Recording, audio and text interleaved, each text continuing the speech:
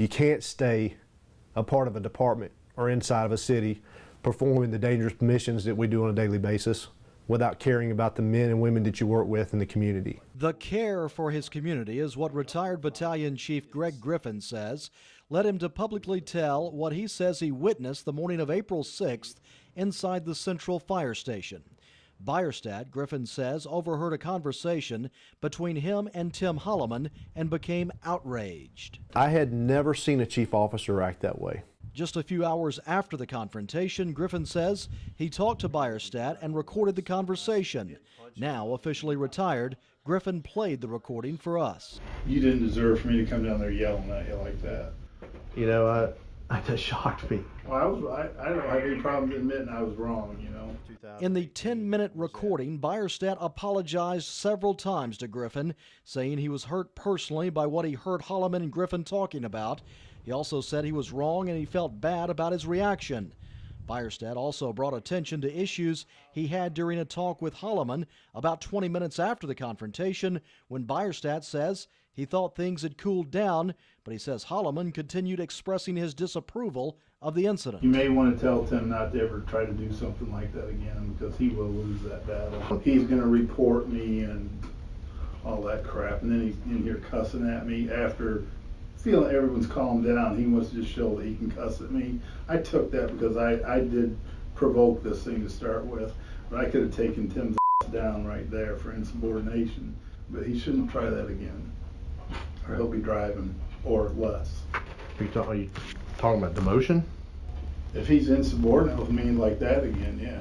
Now, after the recording you heard there, Griffin says he recorded another conversation with the chief.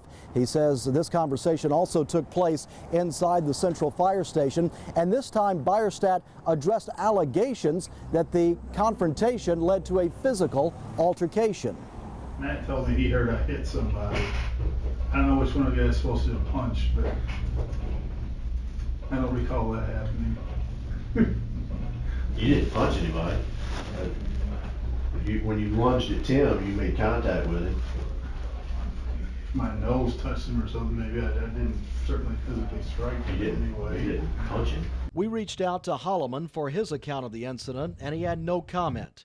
But on April 11th, 5 days after the argument, Holloman filed a police report accusing Beyerstedt of cursing and lunging at him, with Beyerstedt's head coming in contact with Holloman. The next day, the city issued a statement saying an administrative investigation was underway. A month later, Chief Administrative Officer and the city's highest paid employee, John Kelly, issued another statement saying the investigation determined no conclusive evidence of an assault of any kind.